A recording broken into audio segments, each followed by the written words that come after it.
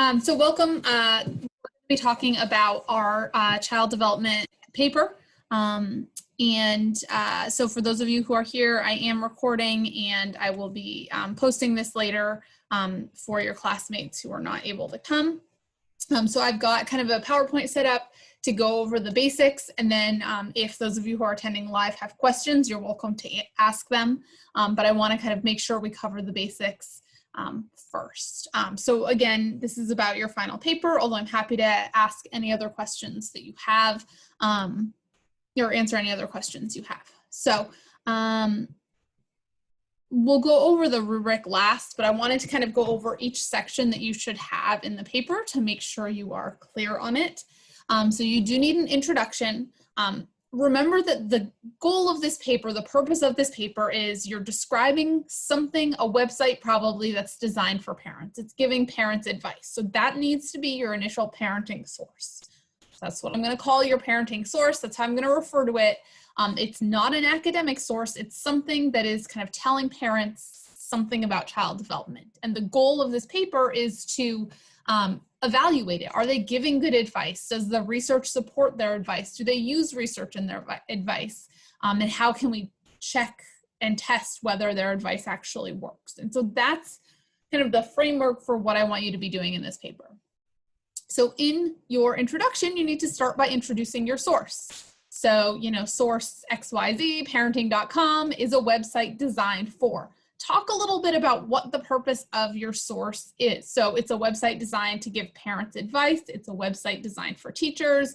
Talk about who the intended audience is.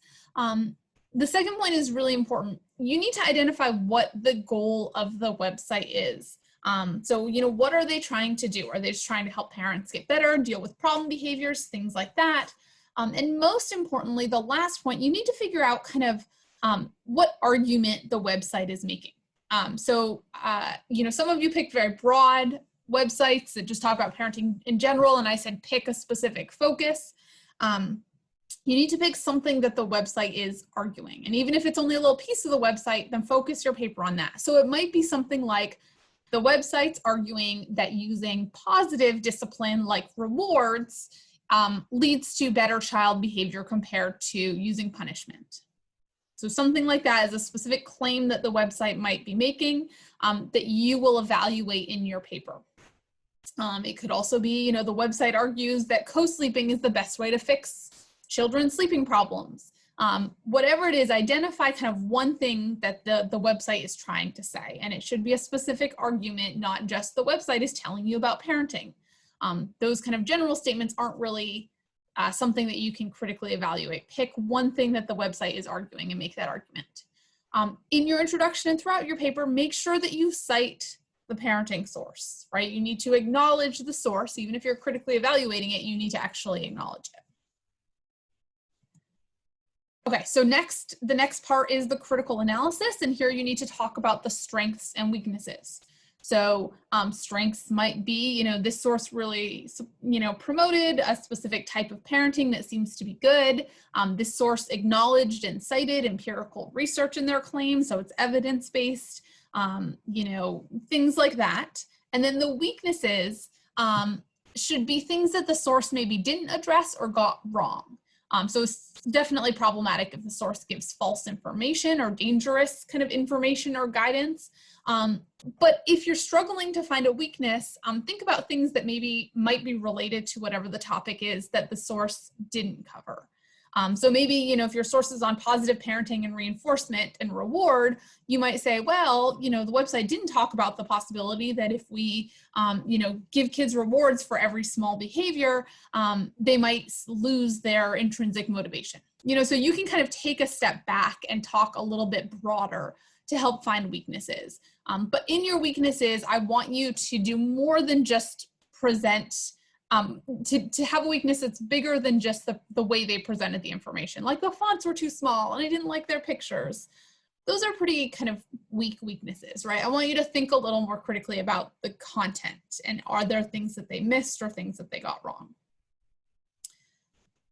Okay, now kind of when I originally proposed this, my thought was that you would link your empirical research to the strengths and weaknesses. So if you've already done this or feel like it's easy for you to do, then you can include your empirical research in the strengths and weaknesses. So you might say something like, the strength, this website really promoted positive reinforcement. Here's an article that shows how important positive reinforcement is, that demonstrates that yes, this is in fact true. Or a weakness, the source didn't address this specific point. Here's an article that does address it and shows that this point is important too. So if you get to that point where you can actually integrate your previous research in here, that's great. That's really what I was looking for. But if you're struggling to do that, you can also describe your related research separately. So these are those 2 empirical articles that you had to submit that are related to your parenting source. For each of these, again, if you can integrate them into your strengths and weaknesses, that's ideal. That was kind of what I was envisioning. But if you're struggling to do that, then you can describe them separately. And so if you describe them separately, you should have a brief summary of each article, about a paragraph. You don't need specific numbers. The most important things that you want to summarize are the relationships that they found between the variables, specifically focusing on the variables that are relevant to your parenting source. So you don't have to talk about every single thing in the article. You don't have to give a ton of details. Just say, you know, Smith and colleagues, you know, explored the impact of parents using reinforcement and how that influenced kids' behaviors 5 years later.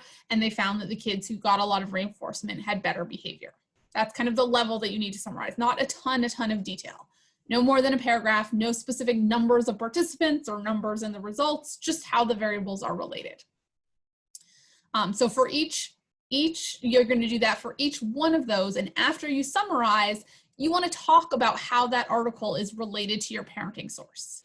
So, you know, Smith and colleagues found that, you know, reinforcement leads to better child behavior 5 years later. This supports the website's claim that reinforcement is a good tool to use. Or you might find evidence that's inconsistent with the website's proposal. And so say that too, but you need to make sure that when you talk about your research article, you're linking it back to the parenting source, because the whole point is to find research related, and you need to explicitly say how they are related. You need to make sure to cite your academic sources as well using APA in-text citations. I've got a couple more resources on that in just a minute, but make sure that you are citing your sources. And again, I'll talk about this in a minute, but you need to be paraphrasing, so don't use direct quotes. Don't take what they're saying without quotes. You need to put it in your own words, especially in such a short summary. That's pretty much what you have to do because, you know, you've got to read the article, figure out what the main points are, and then say it in a very brief way. Okay, next, this is very important, and many of you skipped this. You have to talk about how we can scientifically test the claims in your parenting source. So I want you to propose a study that's going to evaluate the claims that are made in the parenting source. You should have in your introduction identified what those claims are. So look at your introduction. What did you figure out is the main argument that your parenting source is making? Maybe it's rewards are a great source, a great way to change child behavior. Things like that. So you want to evaluate, are rewards, how can we prove that rewards are actually an effective way to shape children's behavior? Okay, so that's kind of the purpose of this last section of the paper. If you need a brush up on research methods, please go back to chapter 1 and review that, because I really want this to be kind of a scientifically sound study. Now, you're not going to actually do it, but I want to see that you understand the basics of the scientific method as we apply it to developmental psychology. So when you describe your methods, for this, you know, maybe a paragraph for the methods and a paragraph for the expected results, but you need to include details. What are the participant ages? Are you doing a longitudinal or cross-sectional study? What's the procedure? So you need to figure out what information will be collected, who's going to report it. Now, I don't need to know what specific questionnaire you're going to use, but I need to know kind of what variable you're studying. Are you going to do an experimental or correlational study? What kind of comparison group are you going to have to prove the claim? And it's also really important that you have a clear outcome and have described how you're going to measure it. So for evaluating the claim that rewards lead to better child behavior, maybe I'm going to have a group of parents who use a lot of reinforcement, a lot of rewards with their 3 to 4 year olds. And then another group that is asked not to use rewards for their 3 and 4 year olds. And then maybe I'm going to follow those kids for 3 years and see what they look like when they're 6 to 7. And my specific outcome might be how compliant they are, how good their listening is, how much they do what adults ask them. And I'm going to measure that by doing observation. So then I can compare how does the group that got the treatment, in this case the rewards, compare to the group that didn't get the treatment. So that's about the level of detail you need in there. And then you need to include the expected results. If the claims on the parenting source are true, what would you expect to happen? If my parenting source is right, then I'd expect that the kids that got more rewards would have better behavior and be more compliant 3 years down the road. All right. Okay, next you need a conclusion. So a couple things you need to include in there. Why is it important to scientifically test the claims that are made in the parenting source? Why do we have to do this study? Well, we want to know if it actually works, right?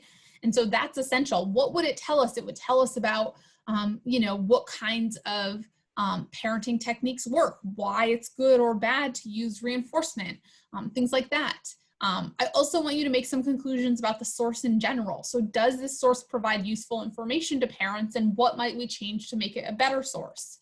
And then finally, think about the topic in general. So how can we share correct information about child development or this specific aspect of child development with parents? What are ways, you know, parents are getting information from sources, some of which are not great. How can we share this information, and how can we improve it? Okay. Any questions so far?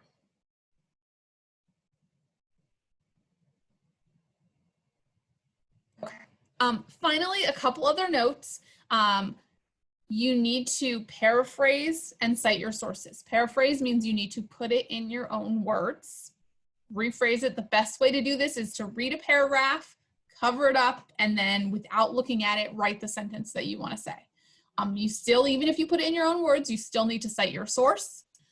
In such a short paper, direct quotes are pretty rare in general in APA format, and so in such a short paper, I'm going to go ahead and say no direct quotes. So you may not use direct quotes. You need to put it in your own words and cite, and also you need to make sure that you are not plagiarizing, copying and pasting directly from the abstract of your article or any other part of the article and not citing your source or doing it without using quotation marks. That's plagiarism. So please make sure that you are clear on plagiarism. If you are unclear on plagiarism, let me know and I can help you. I've got a couple tutorials that you can do to help clarify that.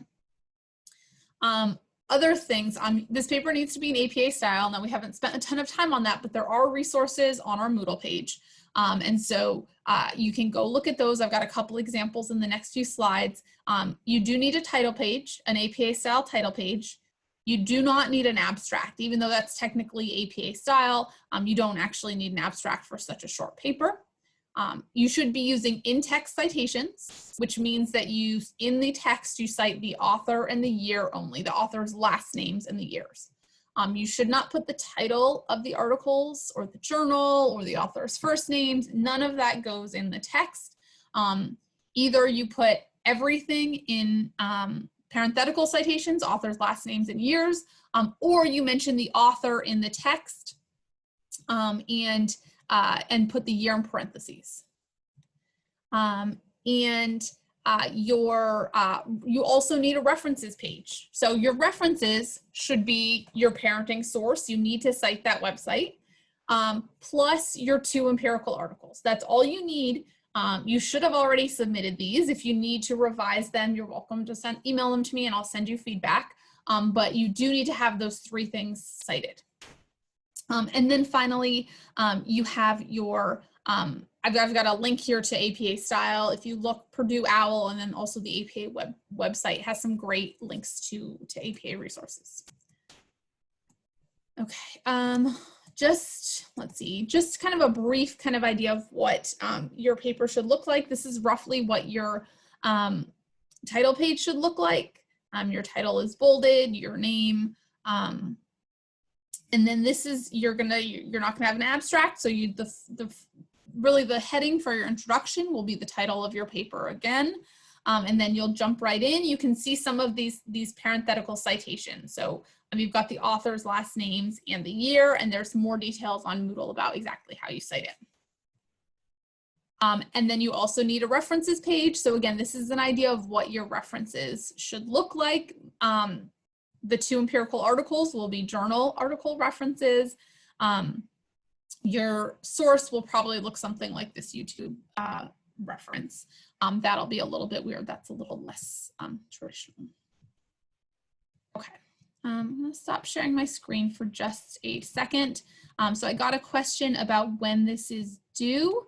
Let me get into our Moodle page and I will tell you for sure. I believe it's the Tuesday after Thanksgiving. Let's see. Yeah, it's due on Tuesday, December 1st. So that's your work for next week. The other thing that I wanted to go through was your final paper grading rubric. This is at the top of our Moodle page. Some of you, it's very clear you have read this. If you haven't, use it because this is what I'm using to grade you. So make sure you read this. It's a lot of summary of what I just told you, but it's a really important document. But the second page is the grading rubric. This is what I'm going to use to grade you. So you should know exactly what I'm expecting of you based on this. And this is what I'll use. So go through before you submit it and evaluate what you've got. So you've got 20 points for your introduction, which should be 1 to 2 pages. And this is kind of the basic description of the parenting source and the argument they're making. The critical analysis, which includes your review of previous literature, is 30 points, 2 to 3 pages for that.